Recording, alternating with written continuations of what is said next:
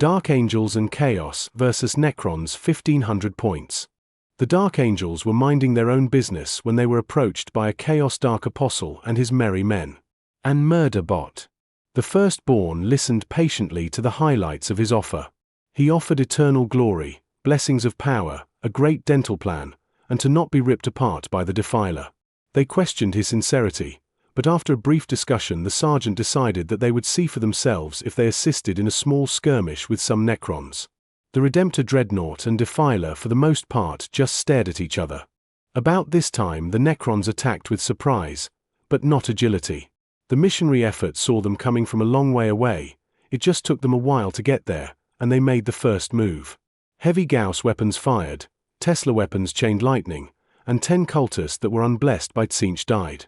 The combat walkers were unfazed by the weapons unleashed on them. The Deathmarks struggled to hit anything, much like the Locust destroyers. Perhaps the Deathwatch had uploaded a virus into their matrix? Or perhaps the Chaos Gods liked a rousing missionary effort. In return, the 5-man tactical squad moved up and secured the objective the atomized cultists had been holding. The 5-man squad on the left split and began working on claiming 2 separate objectives. The Defiler screamed something unintelligible in Demon, but nothing was new there. It fired its battle cannon, 2 Reaper autocannons, and its Stormbolter into the Necrons. Some fell over. None got up. The Redemptor advanced and fired its various chain guns and Stormbolters, knocking more Necrons over. These remained dead as well and began to transdimension back to their home world amongst the pounding rounds all around them. The Necrons, irked at their old hardware needing to reboot to install a mandatory security update during business hours, resumed marching forwards and shooting at everything they did not like. The east flank Firstborn Marines got hammered by deadly destroyer Gauss weapons from above and several fell. The attempted foxholes worked somewhat, despite being rather difficult to conceal hundreds of kilos of super soldier wearing tank armor. In the Dark Angels' defense, they were not as skilled in shovel as the Deathkrieg. Both anti-tank Gauss weapons were fired at the Redemptor Dreadnought.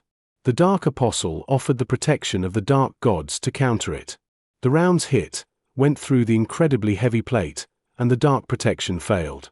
Not amused about his primary Burt gun and a Stormbolter being on the fritz, or his brand new ventilation holes, the Redemptor gave a 1-star Yelp review.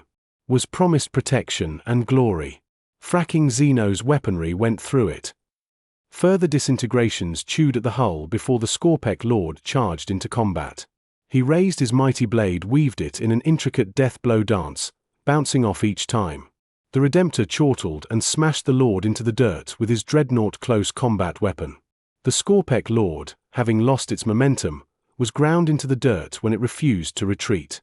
Its mangled body still worked, but just barely. The Dark Angels rallied to this course of action. Securing all 3 objectives on their side of the field, they continued to place bolt rounds into the enemy. The Defiler fired another broadside and instead hit a tree. In defense of the tree, it took it like a champ, the unexploded ordnance wedged in its trunk. Orders had trickled down to engage and destroy the enemy in close combat to demoralize them, so the Dark Apostle led his merry men of blessed cultists into combat with the remaining immortal on their side of the field. 3 cultists died from the chain lightning, but the immortal suffered 3 fatal blows from the power sword-wielding missionary.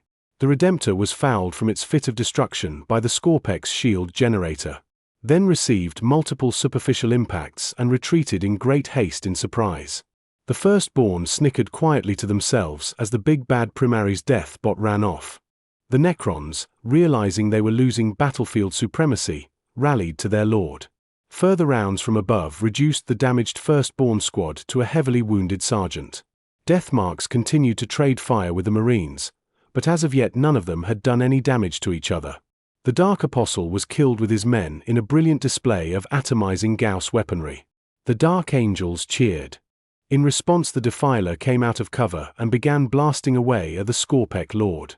He was still heavily damaged despite his nanobot's work to keep him alive, but he withstood the onslaught. The Redemptor rallied and prepared to charge. The wounded sergeant finally got someone competent on the line, found out why they were there, and dropped the Lord with a single round from his bolt gun.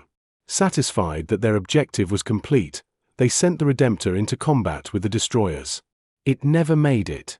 Giggling like naughty schoolgirls, They fell back and went home to their mysterious monastery to tell the other firstborn of the brave Primaris and the laughable powers of chaos. The Defiler decided to smash things, but the Marines left before seeing the Necrons teleport out. Alone and angry, Defiler still roams the area looking for things to destroy according to legend. Rumor has it the Death but even made a hat out of the Redemptor remains and has incoherent and violent tea parties with it. The battle was a draw with the missionary effort having 7 victory points to the Necrons' 6 victory points.